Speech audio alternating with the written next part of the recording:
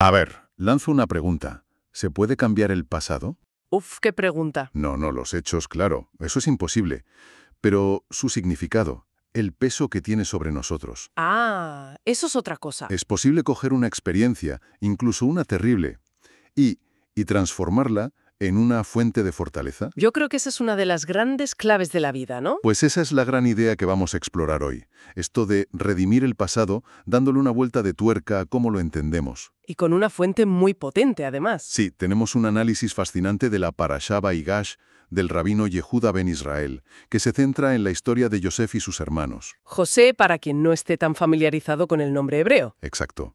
Vale, vamos a desgranar esto porque es de verdad alucinante cómo una historia de hace milenios puede darnos claves muy modernas. Sobre psicología, sobre propósito. Y sobre todo, sobre la historia que nos contamos a nosotros mismos, sobre nuestra propia vida. Totalmente. Para empezar, el análisis nos recuerda que hay como dos versiones de la historia de Joseph, y las dos las cuenta él mismo. Eso es lo más interesante. La primera es cuando está en lo más bajo, en la cárcel.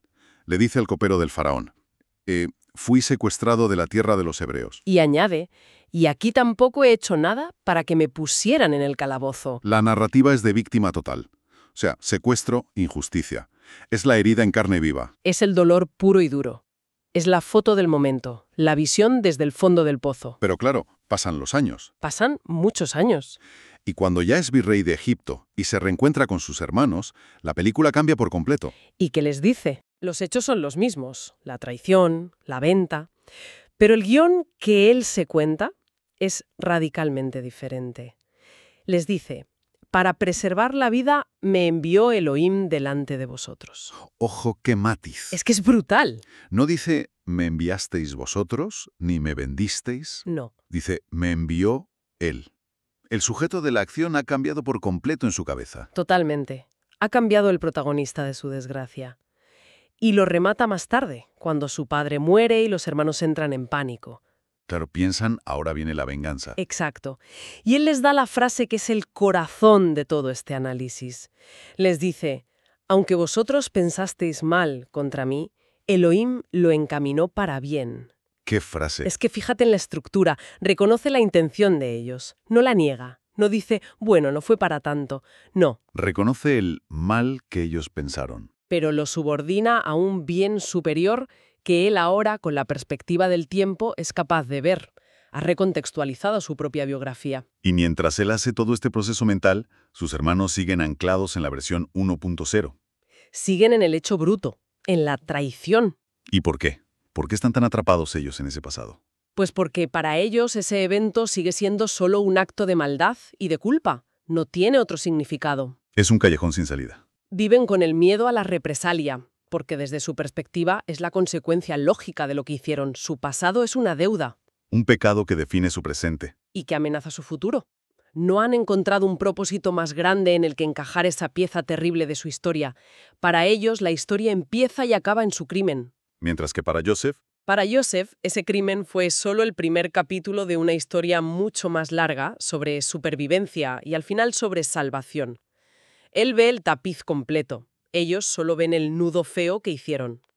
aquí es donde se pone realmente interesante. Porque no es un perdón fácil de borrón y cuenta nueva. Para nada. Es algo mucho más profundo. Es como si hubiera cogido la pieza más dolorosa de su puzzle personal y en lugar de tirarla, hubiera encontrado el único sitio donde encajaba y daba sentido a todo el dibujo. Exacto. El pasado dejó de ser un ancla para convertirse en el motor de la historia. Vale, entiendo cómo Joseph lo hace. Pero claro, él lo hace después de muchos años y desde una posición de poder, de perspectiva. Ujú. Pero, ¿y alguien que está en medio del sufrimiento ahora mismo? Que no ve la salida. ¿Tiene que esperar 20 años a que todo cobre sentido? Esa es la pregunta clave. Y aquí el análisis introduce una idea potentísima del rabino Sacks. A ver. Dice, a través de la acción en el futuro podemos redimir el pasado. O sea que no es algo pasivo. No se trata de esperar a que un día por arte de magia todo encaje. Es un proceso activo. Lo que hacemos después del trauma es lo que le da un nuevo significado a lo que ocurrió antes. Ponme un ejemplo con Joseph.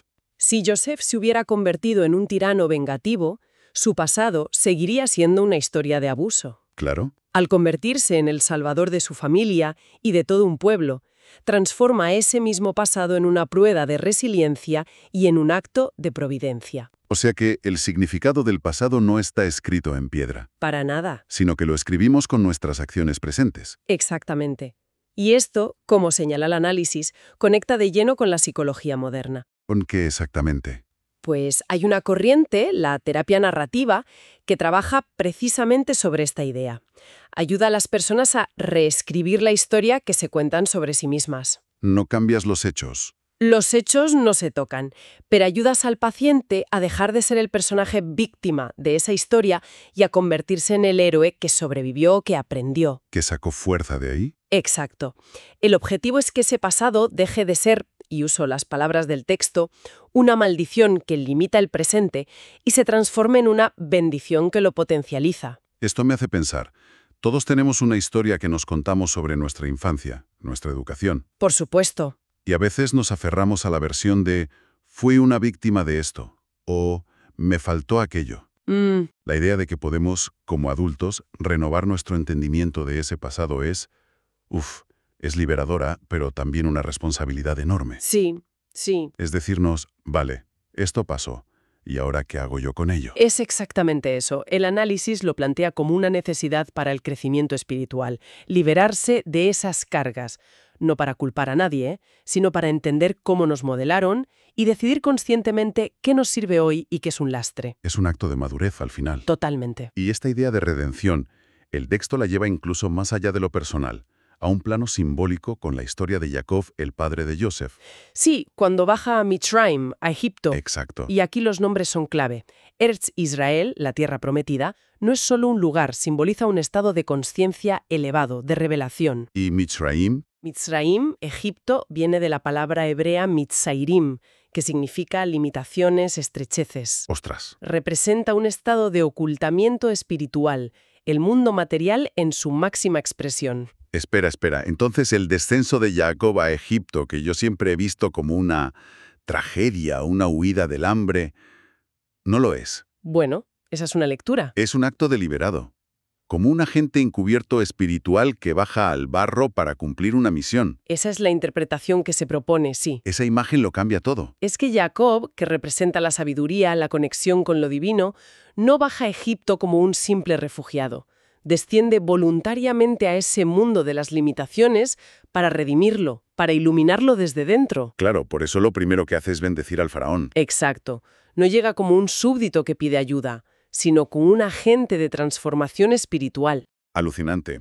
Y esa idea de tener una misión que cumplir en este mundo de limitaciones, el análisis la conecta con algo universal: la resistencia del alma a la muerte. Sí, y es una perspectiva muy potente del hasidismo. Se explica que el alma no se aferra a la vida por miedo a lo desconocido o al final. ¿Entonces por qué?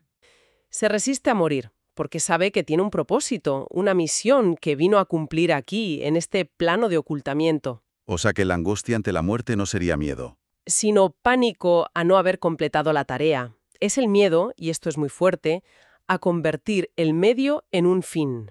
¿Qué significa eso en la práctica, convertir el medio en un fin? Significa confundir las herramientas con el objetivo. Esta vida, el cuerpo, el tiempo que tenemos, son el medio, son las herramientas. ¿Y el fin es la misión? El fin es la misión en sí. Refinar nuestro carácter, aportar luz al mundo. Convertir el medio en un fin es vivir persiguiendo el dinero por el dinero, el poder por el poder, olvidando que solo son instrumentos para algo más grande. Entiendo. La resistencia del alma sería la conciencia de que has pasado toda la vida puliendo las herramientas, pero nunca has construido nada con ellas. ¡Qué buena imagen! Exactamente eso. Un momento. La idea esta de vivir según una sabiduría temporal para no meter la pata, suena bien en teoría, pero también un poco rígida, ¿no? Ya. ¿No elimina eso la espontaneidad o el aprendizaje a través del error, que también es una forma de crecer? Es una objeción muy buena. Y no, la idea no es convertirse en un robot que sigue un manual y nunca se equivoca. Los errores son inevitables. Claro, y necesarios. Y parte del crecimiento. La propuesta es más bien tener un mapa, una brújula. La Torá, en esta visión, no es tanto un libro de reglas estrictas como una descripción de la física de la realidad espiritual. Las leyes de causa y efecto. Eso es. Por ejemplo, un principio básico. Lo que das, te lo das. No como un eslogan, sino como una ley fundamental. Si vives con esa conciencia, tus acciones diarias, cómo tratas a un empleado, cómo respondes a un insulto. Ya están orientadas a construir un buen pasado. Exacto. No elimina el error, pero te da un marco para entenderlo y corregirlo mucho más rápido, en lugar de necesitar 20 años para ver el patrón. Entiendo. No es tanto evitar el error como tener las herramientas para no perder el norte cuando lo cometes. Justo. Y para ilustrar esto de tener la guía ya disponible, el análisis hace un salto y menciona una parábola muy conocida del Nuevo Testamento. Sí. No estoy seguro de entender la conexión. Parece un salto un poco grande. ¿Por qué crees que el autor la incluyó? Pues la incluye porque ilustra el punto central de forma demoledora. Es la parábola del rico y Lázaro, en el Evangelio de Lucas. Sí, me suena. El rico está en el más allá, sufriendo, y le pide a Abraham que envíe a Lázaro de vuelta de entre los muertos para advertir a sus hermanos. Pide una señal espectacular. Una prueba irrefutable del futuro. Y la respuesta de Abraham es tajante. A Moisés y a los profetas tienen, que los escuchen. O sea que lo que nos dice la parábola es que no podemos esperar a tener una perspectiva de final de la película como la que tuvo Joseph para actuar bien. Exactamente. La guía para hacerlo bien ya la tenemos aquí y ahora. Esa es la moraleja, según la interpretación del texto. Si ignoras la sabiduría que ya tienes a tu alcance, simbolizada en Moisés y los profetas, ninguna señal, por milagrosa que sea, te va a convencer. Si no quieres ver, no ves. Pues eso. Si no estás dispuesto a escuchar la guía que tienes en el presente, tampoco harías caso a una revelación del futuro. Vamos, que es una forma de curarse en salud. De intentar no meter la pata ahora para no tener que estar luego haciendo malabares para justificar por qué la metimos. La propuesta es un cambio de enfoque. En lugar de vivir de cualquier manera esperando una futura redención, vivir desde el principio con una sabiduría que construya un pasado del que no tengamos que ser redimidos. Resumiendo la idea central de todo este análisis entonces, el pasado no es una condena. No. Los hechos son inamovibles, sí, pero su significado es. ¿Es maleable? Y la herramienta para moldearlo no está en el pasado, está aquí y ahora, en nuestra capacidad de entender y sobre todo de actuar. Podemos convertir nuestras peores heridas en el prólogo de nuestra mejor historia. Qué bien resumido. Y para cerrar, me gustaría dejar un pensamiento para darle una vuelta. Adelante. Es algo que el texto menciona casi de pasada, pero que a mí me parece que abre una puerta fascinante. Hemos hablado mucho de cómo el entendimiento humano de Joseph redime su pasado. Sí. Pero no hay que olvidar el origen de todo, sus sueños. Él soñó con las espigas y las estrellas inclinándose ante él. Cierto, ahí empezó todo. El análisis apunta que, según la tradición, esos dos sueños eran en realidad uno solo. Y al repetirse, significaban que el plan ya estaba determinado por el Eterno y que se cumpliría pronto. Esto plantea una pregunta intrigante. ¿Y si, además de nuestro esfuerzo humano por reinterpretar el pasado y darle un sentido, existiera ya una interpretación definitiva, un bien final hacia el que todo se encamina, aunque nosotros ahora solo veamos caos y sufrimiento? Es una idea muy potente. ¿Qué cambiaría si viviéramos no solo tratando de darle sentido al pasado, sino con la confianza de que formamos parte de una historia cuyo buen final ya ha sido soñado?